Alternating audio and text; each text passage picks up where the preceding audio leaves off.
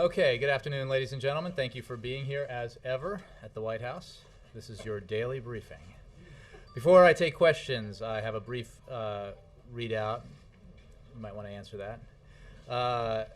Last night, the President called Senate Majority Leader Reid, Speaker Boehner, Senate Minority Leader Mitch Mitchell, and House Minority Leader Pelosi to discuss progress we are making. Mitch Mitchell, in addition to being a great drummer for Jimi Hendrix, is also a guitarist in Guided by Voices. A different Mitch Mitchell. Yeah.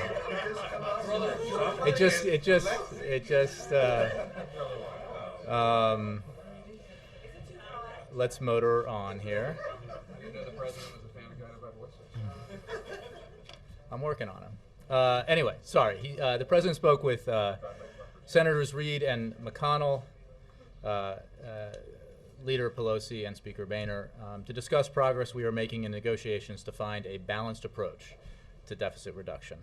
The president will also hold a meeting at the White House today at 2:50 p.m. with House and Senate Democratic leadership. Those are my announcements. I'm sorry? All 8 leaders? No, sorry, House and Senate Democratic leadership. Yes. Not the Republicans.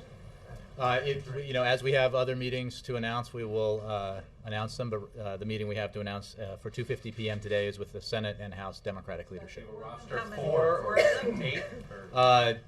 At least 4. We'll see.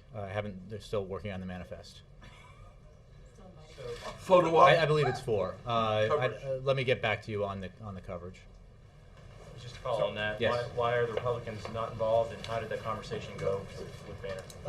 I'm not going to read out the individual conversations except to say that they were obviously useful and productive. We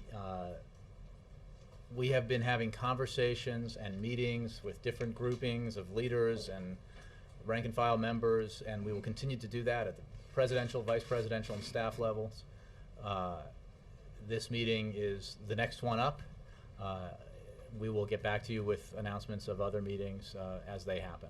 What's the goal of today's meeting? What does he want to accomplish? To discuss approaches for further deficit reduction, balanced approach. Obviously, the role that the Gang of Six is playing now in adding to we think, the momentum behind the principle that the best way to do this, the only way to do it really, to do significant deficit reduction is to do it in a balanced way, to do it so that we go after all the drivers of our long-term debt, including domestic non-defense spending, discretionary spending, defense spending, entitlement spending, and tax code spending. So to further those conversations, we are, as the President said yesterday, in the 11th hour. We need to meet, talk, consult, narrow down what our options are, and figure out in fairly short order, which train we're riding into the station. Right now, there are multiple options being discussed, including the work that Senator McConnell is doing with Senator Reid and others.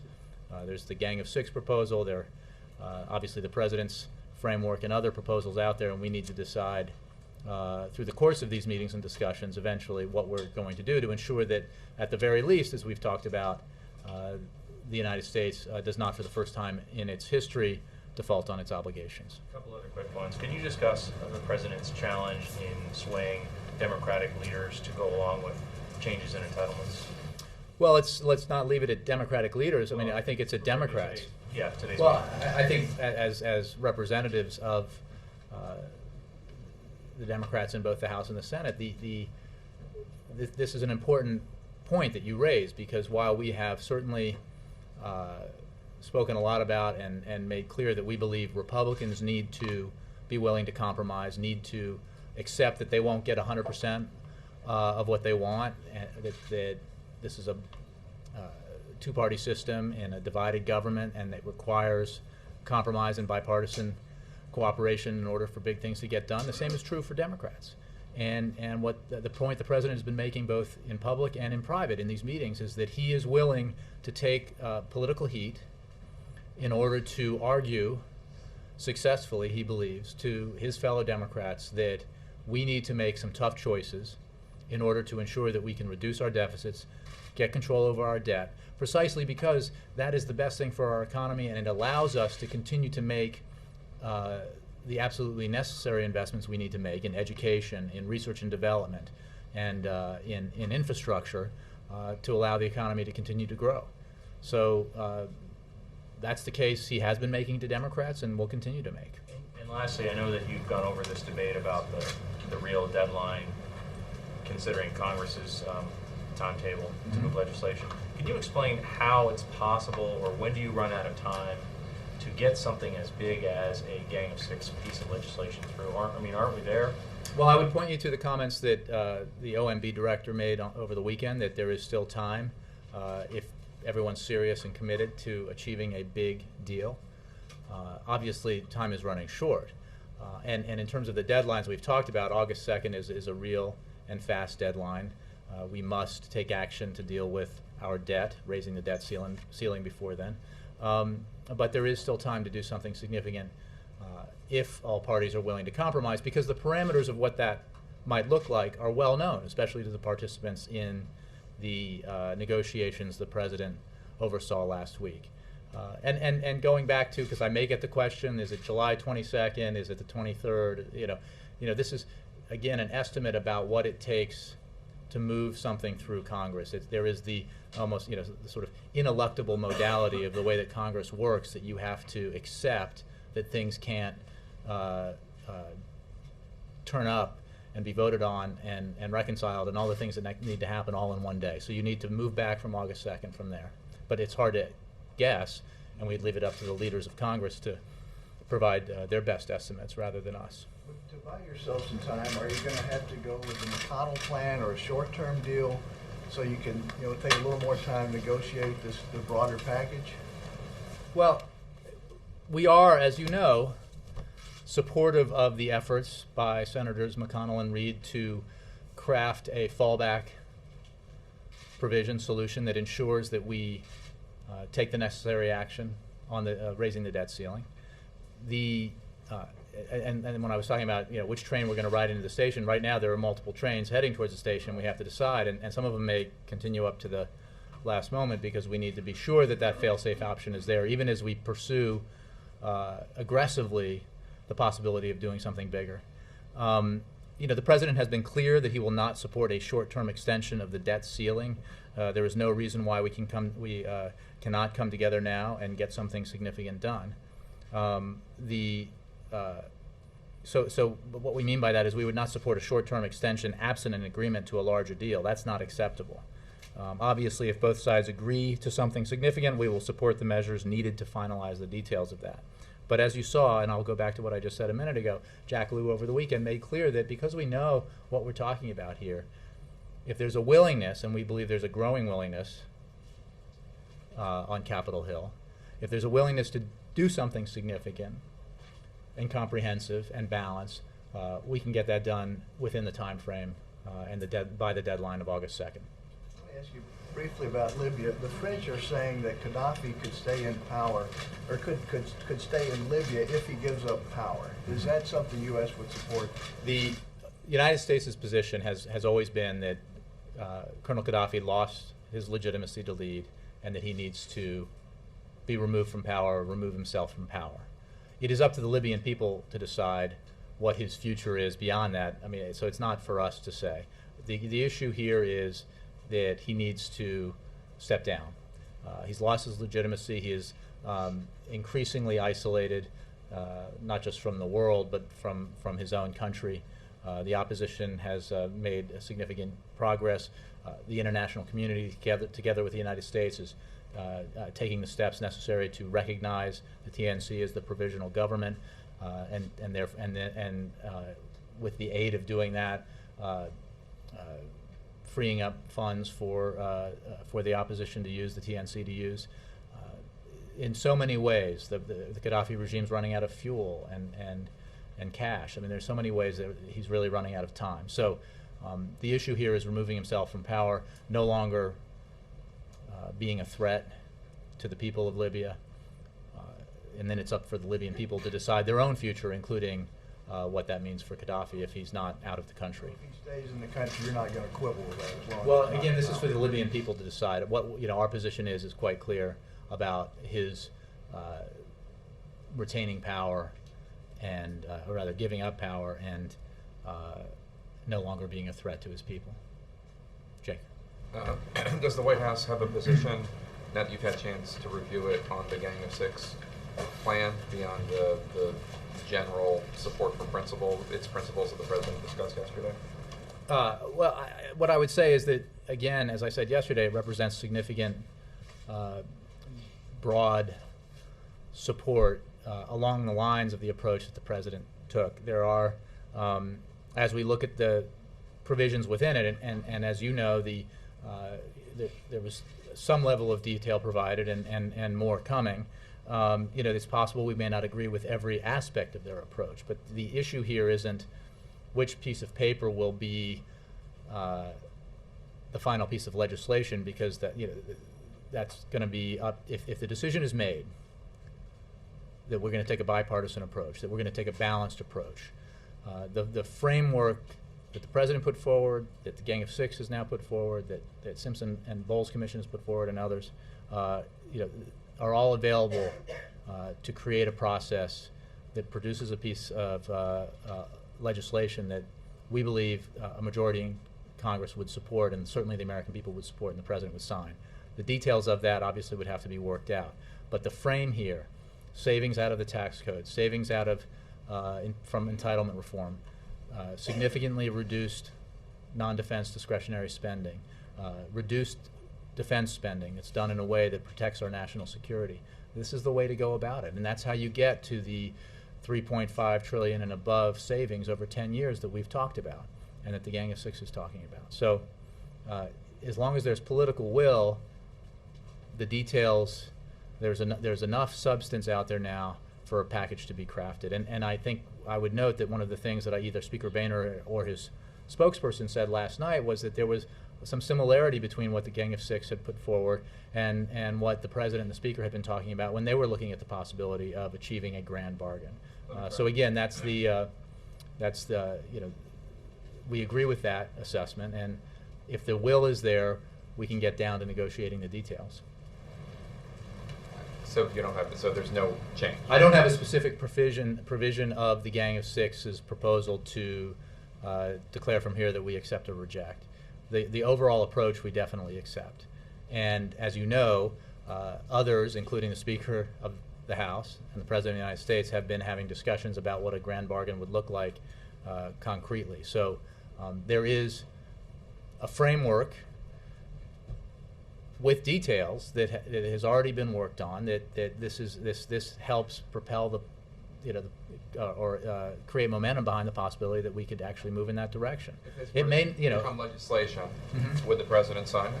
Well, again, I'm not going to make a declaration about the specifics of what the Gang of Six has put forward, in part because all the details aren't even known yet. This is not a piece of legislation, not even written as a bill, so we would not issue a statement of administration policy or make a declaration about whether the President would sign it based on an outline. What he does wholly support is the approach that they've taken, because he believes it's the right approach. It's the approach that overwhelmingly we've seen now the American people support, Americans who are both Democrats and Republicans and Americans who are independents. They all support this kind of approach. So we find that very encouraging. What reason do you have, or does the President have, to be optimistic that the House Republicans or the House of Representatives in general can muster a majority vote for anything other than the cut, cap, and balance bill? The reason to be optimistic is that the members of the House of Representatives were elected by the American people, by their constituents in their districts. And if they listen not just to the loudest voices, especially those in special interest groups, who argue that they should or shouldn't do one thing, but take into account the views of all of their constituents, we believe that a majority in both houses would support a balanced approach. And in the end, listening to the voices of the people who elected you, who sent you to Washington, is really what you're supposed to do and what this is all about. And we believe that there are some signs, certainly many signs of a growing willingness to consider this approach among Democrats and Republicans, and that's a positive thing. We obviously understand that the political dynamics in the Congress are pretty complicated. And we're a step removed from it, but keen observers of it. But we continue to make the case and work with the leaders of Congress and other willing participants among the rank and file that this is the approach that will best serve the American people, will best serve the economy, and will best serve the political interests of everyone, because doing the right thing in this case is good politics. Faith in humanity is your answer. Well, like I said, we're keen observers of the dynamic up there, and we think there is reason to be optimistic that something like this could be achieved. Obviously, it takes a lot of work and willpower Keen observers of what? Are you watching of the political dynamic in the Congress. So, what specifically is the political dynamic that you're observing that gives you faith that they're going to support We have- anything that has tax increases? we in it? believe there has been significant, as more and more attention has been paid to this issue, there has been a significant amount of acceptance broadly by Democrats, Independents, and Republicans, including elected officials, that a balanced approach that requires compromise on all sides is the right way to go. Now, we continue to push for the biggest deal possible, and that would include a balanced approach. We are also pragmatic and realistic and committed to the notion that we absolutely must take action before August 2nd in order to not create a situation where the United States could default on its obligations. Therefore, we are pursuing as well, even as we pursue the bigger prize, we are working with Congress to ensure that there is a mechanism by which we simply raise the debt ceiling, or raise the debt ceiling and do something much smaller than the grand bargain. But I think it's important to note that the members of the Gang of Six represent, in many ways, progressive Democrats and very conservative Republicans. I'm not talking It about is. that. I know you're not, but these are not a distinct. This is not a distinct species, even of within the political categories that we're talking about. And we have a little faith in the capacity of our elected leaders in Congress to hear what the American people are telling them, hear what their colleagues are telling them, and hopefully create majorities within both houses to do the right thing. Thanks. Yes. Can I just follow? I'm sorry. Yes. Just to Yes. try to be a little more specific, after the president made a statement praising the Gang of Six yesterday, Senators Reid and Durbin came out saying there's not enough time, and this would probably have to start in the House where its path to passage is more tricky. McConnell was noticeably, decidedly silent, and Leader Cantor was critical of its revenue component, very critical. So you keep saying if there's the will. Does the White House think there is the will to pass this in the Senate, in Congress? We think there should be and there could be, but I'm not laying bets that it's going to happen. But we would be, it would be a failure of leadership to simply give up because the odds aren't overwhelmingly in our favor. And that would be true if it were the right thing to do, even if the majority of the American people didn't think it were the right thing to do, if we firmly believed it was. In fact, the president firmly believes it's the right thing to do, and the majority of the public believes the same thing. So we believe that we continue to make the argument, we continue to negotiate, we continue to look at the avenues available to us to make something bigger happen, even as we very pragmatically negotiate and try to work out something smaller. Then, given that the clock is ticking and that there is this McConnell-Reid plan that seems maybe the likeliest path to get the debt ceiling raised, mechanically, what is the advantage of pushing something that seems more like a Hail Mary pass? Like, mechanically, what do you think can get done by pushing a Gang of Six? Again, I think it's important to note, and I tried to make this clear yesterday, we are not, the president has not endorsed the specifics of the Gang of Six. The president was involved in negotiations on a grand bargain with his own proposals and his own ideas that mirror broadly what the Gang of Six was doing. So it's not like we're not saying that it's Gang of Six and their plan or bust. First of all, second of all, we have the capacity to do two things at once, which is negotiate the smaller deal and negotiate the potential for a bigger deal. We would be failing in our responsibilities not to do that, because we believe that a bigger deal remains possible. And we're not alone. There are a number of members of Congress who believe that. And while you did point out that there was some cold water poured on this idea by some folks, overwhelmingly the reaction, I think, was notably positive in Congress. In Congress yesterday. So in the Senate, and even some of the leaders, some of the things they said, I would point to you and note that there was some positive statements said by leaders in both houses of both parties about the work of the Gang of Six. So we press on, and we acknowledge that we have to be sure that there is a backup plan, because the United States will not default. The United States President, working with Congress, will take the action necessary to ensure that we raise the debt ceiling, we pay our bills that were rung up in the past and need to be paid, and we continue to fight for something bigger and better that addresses the big problem here, which are the sizable deficits that we confront and the drag that the long-term debt problem creates for our economy, and address it in a way that's balanced so that we don't do something that actually contracts the economy or slows it down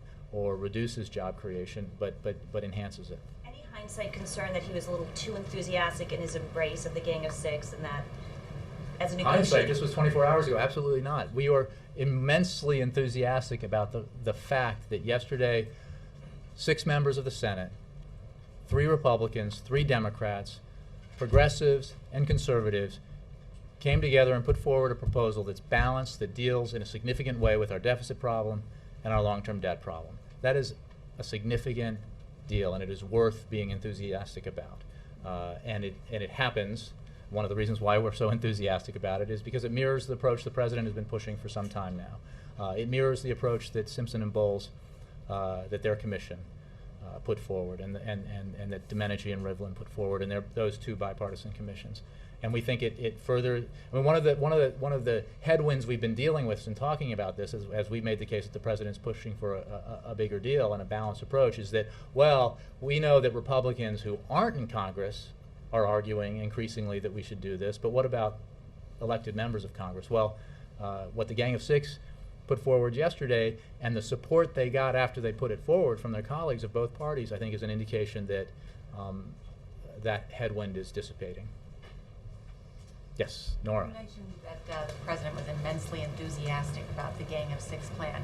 Does the President believe that the Democratic leadership in the Senate is also enthusiastic about it? Well, I will go right back to the question that Ben asked, which is that the President feels it is his responsibility, and it's a responsibility he takes on willingly, to make the case to Democrats, rank and file Democrats and members of leadership about why a significant balanced deficit reduction package is the right way to go.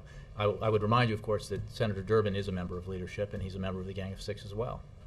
Senator Alexander, while not a member of the original Gang of Six, is a supporter of it and is a member of the Republican leadership. So is part of the meeting today first with Democrats and alone with Democrats to make the case to them to move forward on this? No, look, they will have a discussion about the potential for a big deal, potential for a medium-sized deal, and the work that's being done to ensure that there is a fail-safe fallback alternative if we are not able to reach agreement, regrettably not able to reach an agreement on a more significant deficit reduction package. So I'm sure everybody will have important things to add to that conversation. The President will continue to argue that, with both sides, that since none of this is easy, none of these votes are going to be easy for members of either party, that this is an opportunity then to go ahead and think big and try to get something significant done that actually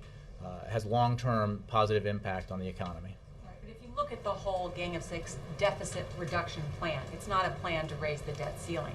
That would take an enormous amount of time to do all of that, even get a bill that's put forward. So the President would accept a short-term extension alongside an agreement for larger deficit reduction with some triggers? Well, let me turn it around a little bit. If both sides agree to something significant, we will support the measures needed to finalize details. But there is no extension without an agreement on something big, a firm, committed agreement on something big. And so the point, I mean, we are not wavering on the president's absolute assertion that he won't sign, a series of ill-defined, sort of a toll booth kind of series of provisions that temporarily or in a limited fashion raise the debt ceiling, and we have to relitigate this again and again and again. Not just because it's unpleasant, in fact, not principally because it's unpleasant for everyone involved, because that's bad for the economy. It sends the wrong signal to everyone around the globe about Washington's capacity to deal with its fiscal issues. And one of the things that I think is quite clear is that if we send a signal from Washington that Washington works, that Washington can tackle big problems, that will have a significantly positive impact around the globe. And it will remind people about why the United States is the best country to invest in, why we are, as we have always been, a safe harbor in terms of the security of your investments. And that's an important signal to send, so we look forward to doing that. Yes, Wendell? There are only 6 or 7 Republicans in the House that haven't signed the Americans for Tax Reform pledge. As you understand the Gang of Six proposal, is it possible to support that and not violate the pledge?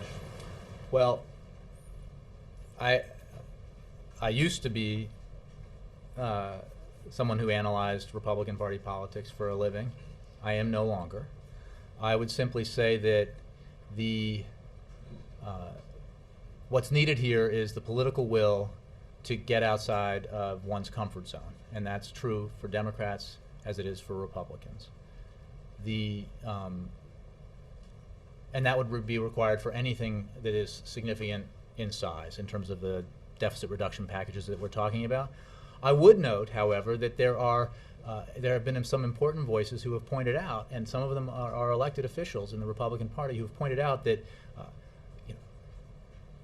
no one here is talking about raising, and certainly not the President of the United States, who has lowered taxes for working and middle-class Americans ever since he took office, about raising taxes on those people. What we're talking about at the minimum is closing loopholes, ending subsidies that give unfair advantages to industries or simply aren't justifiable in a time where we all need to tighten our belts in order to reduce the deficit and get our fiscal house in order. So, I don't want to give political advice to members of either party, but I think it is certainly a worthwhile argument to make that closing a loophole is not raising, an average American's taxes. It's simply not. When you end an unfair advantage that the makers of private jets enjoy, tax advantage, or the subsidies that the oil and gas companies enjoy, you're actually, and by using that money to reduce the deficit and allow for a balanced package, a more balanced package that therefore does not require as much burden on middle-class Americans, you're doing the broad swath of the American people a favor and doing it right in a balanced way. So that would be the argument that I would make, and others who I'm sure have more SWAC within the GOP have been making.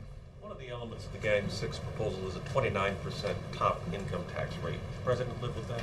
Well, I'm not going to get into the itemized specifics of their proposal and what we can and cannot support. What the President has said is that he does support tax reform, and it is, I think, been reported that what a broad compromise might look like would involve some tax reform. So, beyond that, I'll leave it to the folks who are actually negotiating the deal. Has Budget Director Liu advised the President how long it would take to score this proposal, whether or not you will tell us that number?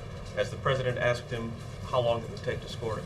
Well, CBO does the scoring and not the OMB. But I would just point you to what Jack Liu said over the weekend. Now, this was 3 days ago, but that he believed, based on what he knew, and he knows quite a lot, having been around this block a number of times in his career, that there is time in Congress to get a big deal done, and that would include everything necessary to to write and pass legislation. And I would remind you about Jack Lewis. This is an important. This is somebody who was with Tip O'Neill when Tip O'Neill did those compromises with President Ronald Reagan. He was with President Clinton when President Clinton had those compromises with Speaker Gingrich. And he's here today. And this is somebody who knows how this works and how bipartisan compromise can work with people who are viewed as staunch progressives and staunch conservatives. Tip O'Neill and Ronald Reagan, Bill Clinton, Newt Gingrich. There's ample precedent for why this should work, and plenty of historical precedent for members of Congress to look to and say, I did what Ronald Reagan would have done, or I did what Tip O'Neill or Bill Clinton would have done. And you say if there's time to get this through, if there's political will, are you particularly looking at the Senate, where one member has the power to at least slow things down? We're looking at both houses. We're not direct participants, but keen and close observers of what happens in Congress, and we're aware of how it works and its modality, and so we're looking at all of these factors. So, so the White House disagrees with Harry Reid. Harry Reid said there was no time to get Gang of Six as the vehicle to raise the debt ceiling. That maybe they move concurrently, you get debt ceiling raised with it. I mean, is that? I mean, there are again. This is the legislative components of this, or tactics of it. You trust I will leave to, or the president rather. I will leave to the president and the leaders of Congress to work out. As long as we, with the understanding that obviously that we are pursuing the biggest deal possible, as well as ensuring that there is a fallback provision. There's a two-step process here. That you're going to get the debt ceiling raised, and you're pursuing this big deal, and they don't necessarily have to happen on the same day, right? You mean that they don't necessarily have to happen as all part of one bill? One legislation, assuming As I understand it, no. But I mean, there is a deadline of August 2nd, and for raising the debt ceiling, and the dynamic that's created here, that for better or worse, and we think now for better, that has linked these two, has focused attention and focused people's minds on the need to do something significant around deficit reduction as we deal with what is, while not always pleasant, a very routine thing that Congress has done every couple of years for as long as you and I have been in Washington, which is raise the debt ceiling. So we think that this is a unique opportunity and we ought to seize it. Are you concerned, actually, if somehow Gang of Six is used to sort of get some, enough senators, folks excited that this can get done, it gets debt ceiling raised, and then everybody backs off? Well, I would simply say that these are hypotheticals, so but we are committed to trying to get a big deal done. We have laid down some of the markers the president has about what he will or won't do in terms of raising the debt ceiling. We recognize the McConnell proposal as a potential fallback option, not a preferred option, but a fallback option, simply to get that done. And then whether things are attached to it or run parallel to it, I mean, these are all things that I'm sure are being studied by the leadership and the staff. Well, I know you're not endorsing, I guess, all components of Gang of Six. Is it fair to say he's more supportive of this Gang of Six proposal than he was Bull Simpson? No, I would simply say that he's supportive of the approach taken by both. And what is significant about... He's been more enthusiastic about Gang of Six than Bull Simpson. Well, we made clear at the time that the president agreed with many of the proposals put forward by Simpson Bowles, disagreed with some. We embraced some of the proposals in the president's own legislative proposals, the ones that have emanated from Simpson Bowles, including corporate tax reform, allowing the 2001 and 2003 high income and estate tax cuts to expire, fully paying for the alternative minimum tax patch for 3 years, strengthening Social Security for the future. I mean, these are all elements that were part of Simpson Bowles that the president endorsed right away and at the time. Well, in terms of enthusiasm, I think we're at different. We're in a different period now in terms of where we are legislatively, and the introduction by the Gang of Six of a concrete proposal put forward by 6 members of the Senate, 3 Republicans, 3 Democrats, representing a broad ideological spectrum within on the American in American politics, I think is a welcome development. Is the president concerned that a majority of the Democratic leaders he's going to meet with are going to be against these entitlement reforms that he is putting on the table? I think the president has made clear when he's come, as he has frequently, to speak with you here, that he understands he has a responsibility and a challenge in persuading Democrats that they need to join him in making tough choices in the name of a broad, balanced approach to deficit reduction. That some of the measures he is willing to consider in terms of entitlement reform will strengthen those programs, and that in the name of a broader goal here, we need to make some tough choices. And that includes, setting aside entitlements, that includes some very tough choices in domestic discretionary spending. As the president has made clear, and he did during the CR, there are cuts that are going to be required in discretionary spending that he would not otherwise want to make, and he understands that Democrats would not otherwise want to make. There are some programs out there that are going to be trimmed if there's a deal, or cut significantly that have merit. But in a time when we're tightening our belts and we need to get our fiscal house in order, the standards are very high for what qualifies as absolutely necessary spending. And in order to allow the government to have the capacity to make the kind of necessary, absolutely necessary investments in education, technology, innovation, infrastructure, you need to cut back as much as you can in the areas where you can. Carol.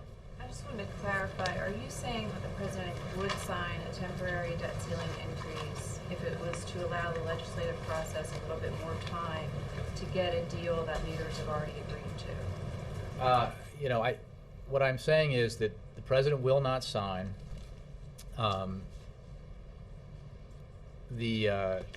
just a temporary measure that requires repetitive process where we cast out on the capacity of Washington to deal with raising its debt ceiling, to cast out on whether or not it's going to honor its obligations in a repetitive way. And what I will say, to be clear, is that we believe a short-term extension, absent an agreement to a larger deal, is unacceptable. Obviously, if both sides agree to something significant, we will support the measures needed to finalize details. But as you saw Jack Lew say over the weekend, there is still time to get something big done, and members of both parties and the American people agree. So we continue to press for getting a big deal. We believe that there is time to get it done, and the answer to your question is that if both sides agree to something concretely significant, we will support the measures needed to finalize the details. Sort of like what he did with the shutdown, the CR. They had agreed to a deal. There was a temporary thing. Congress. Well, rather than make an analogy, I'll just stick with the language I used. Okay, so the president's meeting today and his other meetings and discussions that he's having are to figure out, as you said, which train is going to leave the station, and whether it's No, a the big trains, deal or a several little trains have deal left the or- station. It's a decision about which train we'll be riding when we get to the next station. Predecessor like baseball. So it was Yeah. like, Will they this be is serving trains, turkey huh? and peas on the train? Or which horse is Jello. going to ride. Jello and peas. Yeah. So, Band-Aid. How many stops? Layer cake. Too many stops on the way. Yeah. wasn't his goal to decide on Friday and then to decide by Saturday which horse they were going to ride? Well, what the president Trains said going on the Friday is that we station? need to understand what people's bottom lines are, and we have been in basically a nonstop process of having conversations, negotiations, meetings to find out what, I think Jake was talking about. This is the way that Congress works is not, it's just not that simple, and we have to not just come up with proposals that everybody in the room likes, but proposals that we can be confident will garner majorities in both houses, and that includes both a possible bigger deal, a mid-sized deal, and the fallback measure that we've talked about, that Senator McConnell and Senator Reid are working on. So, those are the conversations that we're having and continue to have. So at what point does the president believe that you guys have to settle on zero in on the one training. Well, I think that in terms of at what point we have to, the process of legislating has to be engaged in order to ensure on the debt ceiling issue we get it done. I would point you to Capitol Hill since they know much better than I, and they know even better than anyone here, how much time they need to make that happen. So, but we're obviously working with them to ensure that at the very least we have a train to ride that gets to the station by August 2nd with legislation that allows for the debt ceiling to be raised. You could go up to August 1st. Well, I just said by August 2nd. That's the deadline, but you say by August 1st for something to be ready to be signed. That's a long. That doesn't mean that you make the decision on August 1st of what you're going to do, because you have to back up from there, because you have to pass bills through both houses of Congress, potentially reconcile them, and I don't have a deadline for when that process starts. And it could be that there are two vehicles that are still being put forward, maybe legislatively, even beyond that window, as long as we know that the fail-safe measure is moving along and has the support necessary to ensure that the debt ceiling gets raised.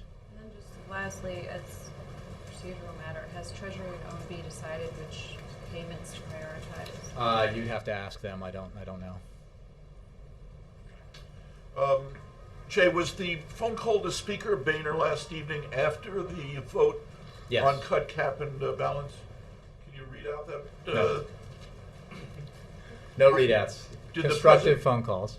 Is the To all President of the four. opinion the House wasted its time yesterday?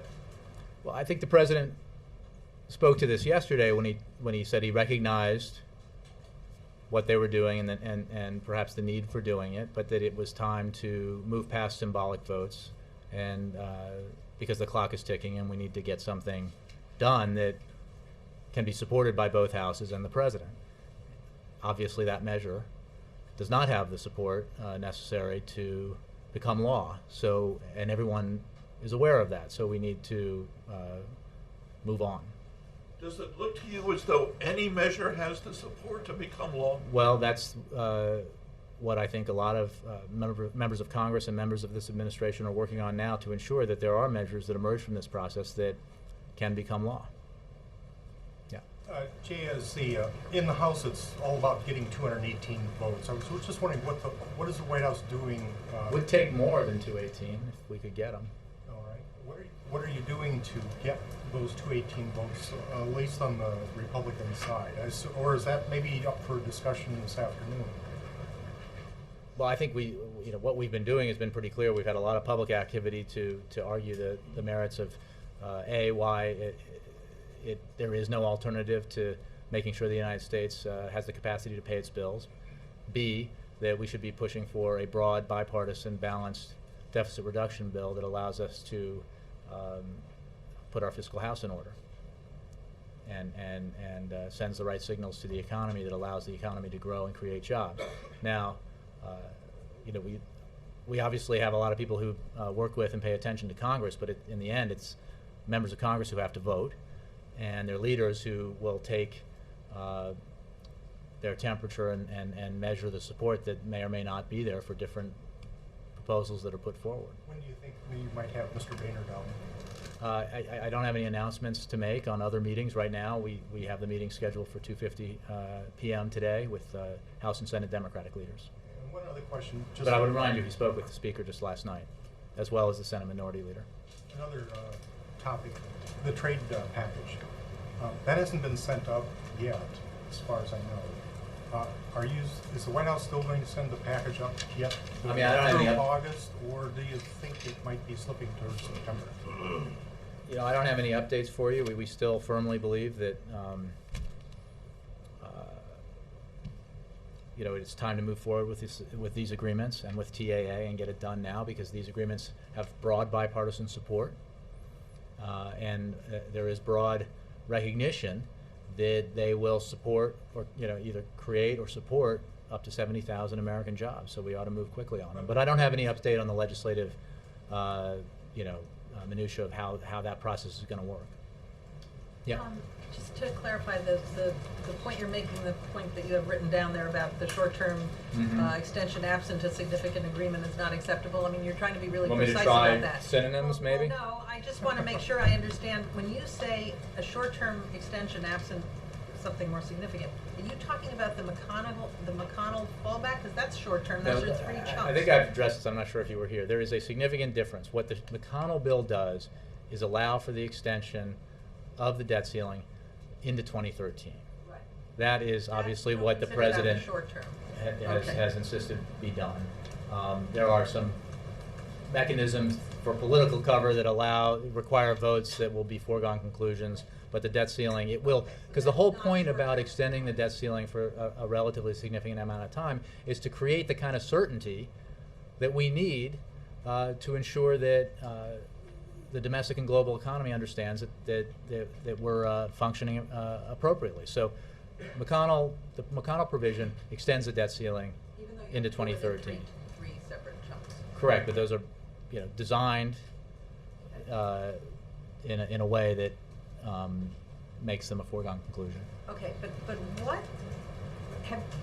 what is your thinking about what pieces of the Gang of Six could be attached to some kind of a short-term deal that would make it acceptable? I mean, how would that work? If you can't, Well, let's just go- graft the whole thing onto it because it takes time to get this done. Well, look, let me remind you that the Gang of Six is an important entrant into the field here of proposals that broadly mirror what is a growing consensus and mirror what the president supports, which is taking a balanced approach. The vice president in the negotiations he led, I mean, there's a lot of road that has been traveled already in terms of identifying acceptable discretionary cuts. There's a lot of road and that has already been traveled in terms of identifying cuts that can still be negotiated in defense discretionary spending, in savings that can be gleaned from entitlement reform, and obviously savings that can be garnered from dealing with the tax code and ending loopholes and other measures that we can take, and also then broadly dealing with tax reform. So it is not a question of Gang of Six, whole or in part, being grafted onto something. We know what these proposals look like, and there could be good ideas within the Gang of Six proposal that can be incorporated into the stuff that has already been negotiated between Democrats and Republicans in the administration, and that could build. I mean, we've talked about for a long time now the building blocks and what we need to, what needs to be done to get us beyond, say, $1.5 trillion, up to 1.7, up to 2.4, into the 3s and beyond. Every participant in the negotiations that were held here is aware of what is required to get there, and the compromises and tough choices that need to be made to get there. So the Gang of Six will be another example with some explicit ideas about how you do that, and really you're looking at a menu of options. And if there is the political will to do this in a balanced way, we believe it can be done. Just a question about both sides' bottom lines, which the president has been asking them to tell him. Today, when he meets with Democrats, one of their bottom lines all along has been no cuts in Medicare benefits. They said they would be willing to do something to the programs. And the president's fond of pointing to polls that show that his balanced approach is very popular. One thing that's not popular is any changes in benefits to either Social Security or Medicare, which he's discussed with the speaker that's in the Gang of Six, that's a constant in this, either raising the eligibility. Well, I would make 2 points. One, I'm not going to negotiate the details that they're going to negotiate with you. And then secondly, and that's even, if we are able to achieve something significant that would have as a component of it entitlement reform. B, I think the president's also been very clear in stating that if we go in this direction, it requires some hard choices. I don't think he could have been more clear about that, and I think that's part of the discussion that needs to be had. And do you have a sense yet of the Republicans' bottom line? Because this Gang of Six requires $1.7 trillion in net revenue increases, and that seems to violate one of their bottom lines. Well, again, I think there was a lot of positive response to what the Gang of Six put forward, and you're thinking about this again as if this is the only way to get a grand bargain, if you will, is in every element and detail of what the Gang of Six put forward. And I remind you that We're talking about net 1 trillion. But you said net 1.7, didn't you? I mean, there's. All right. But what I'm saying is that there violate the bottom line. well, I mean, that's a perfect example of what would remain to be negotiated about how you get revenue, and how much revenue, which affects obviously the size of the package, and that's for them to negotiate. If there is the will and the decision made that we should go there, we should try to get the biggest possible deficit reduction package, because that's the best thing for the economy. It's what the American people want. It's what the Republicans want. It's what the Democrats want. It's what the independents want. It's what you and I want. Well, at least it's what I want. David. It was reported last week that the president told Majority Leader Cantor that he would be willing to take this debate to American people. And today, in an ABC and Washington Post poll, it found that 6 out of 10 Americans did not think the president was doing enough to reach across the aisle to find a compromise here. I'm wondering, regardless of what the poll found about views on Republicans, doesn't that show that the president's losing this debate as well? Well, I would certainly disagree with the assessment that he's losing this debate. I think there's overwhelming evidence that the American people prefer a pragmatic, balanced, bipartisan, and significant deficit reduction package. The president made clear when he's come out and spoken to you all here that the choices that would be involved in creating such a grand bargain would need to be explained and sold to Democrats and Republicans. And he has, I think you've seen the president spend a lot of time discussing his views on this in public, because he understands that this is complex and arcane stuff in many ways, especially when you throw in phrases like raise the debt ceiling, and that it needs that people that it's important that he does his job to help explain to the American people what's going on in Washington and why he's taking the positions he's taking. So he feels that is absolutely his responsibility, and he takes it seriously. He believes that there is growing evidence that the American people broadly support the approach that he's taking, and he thinks that that fact, coupled with increasing willingness by members of both parties on Capitol Hill to think big and to think about this in terms of a balanced bipartisan deal, is encouraging. Yeah, just follow up. I mean, I think that the poll also found that his approval rating was at 47%, which is one of the lowest that this particular poll has found since he's taken office. Does that show that this is dragging the president down as well? I mean, this whole debate? I honestly can tell you that this is about making hard choices that are the right choices to ensure that the American economy is where it needs to be.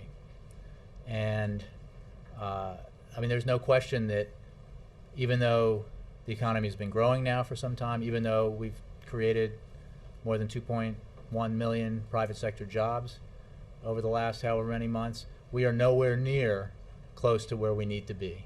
And that the anxiety that creates is real and justifiable. And this president is totally focused on making sure that he does everything he can to ensure that every American who's looking for a job can get a job, and he will not rest until we get to that point. That's the way he looks at it, not in terms of what his job approval rating is. Helene? Given that, though, that these polls are showing that so many Americans seem pretty fed up with the whole process, is the president... Understandably. Is the president, though, he appeared yesterday to be pretty... He seemed optimistic yesterday. Behind closed doors, though, is he showing any frustration? Is he fed up with this? I think that to the extent we had some questions about this with regard to one of the meetings last week, to the extent that the president is ever frustrated, he's frustrated or has been when he sees the potential for something historic to be achieved. It's right there, and everybody understands what it would take, and it's not that hard, because the beauty of a balanced approach is that it doesn't require draconian sacrifices by either party. It just requires a willingness to be reasonable. And his frustration with the way the process works sometimes is when he sees that possibility right there, and that doesn't see everybody reaching to grab it. His optimism, which is perpetual, is that he has great faith in the American people to understand what's happening and to send to convey to their elected officials what they think ought to be done, and he's seeing that now.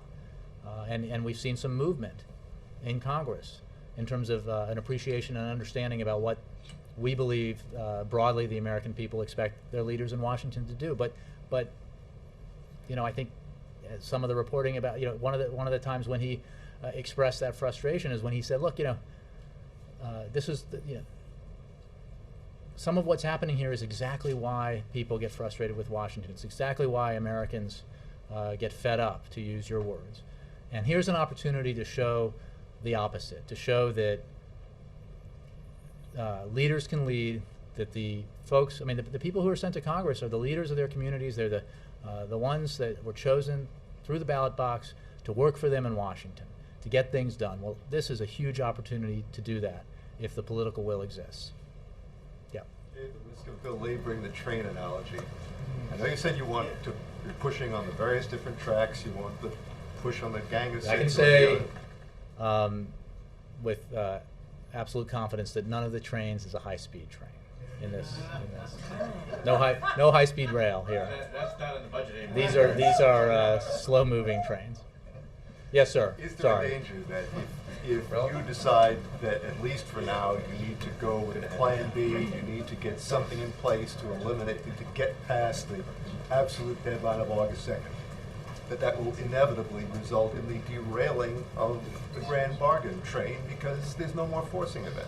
Well, that would be a shame, but let me be clear that the United States Congress will take the measures necessary to ensure that we can continue to honor our obligations and pay our bills after August 2nd. We are absolutely confident of that.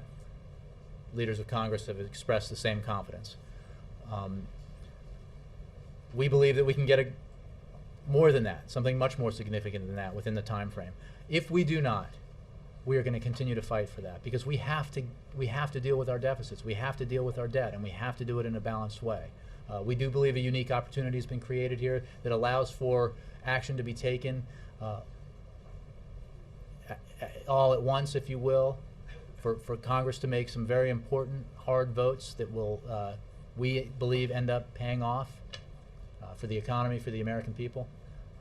But we'll keep fighting. No matter how grand the bargain, if we achieve one, there will still be work to be done. There will still be work to be done to create jobs, to grow the economy. And that will continue on August 3rd and for the rest of the time that this president's in office. Thank you. Christy, I'll take you, and then I apologize that I spent probably a little too much time in the front two rows, and I will remedy that next time. Christy. Thank you. Not to belabor this point, but when you're talking short-term measures to finalize the details, are you talking hours or days? Are we potentially I'm just not going to go beyond the language.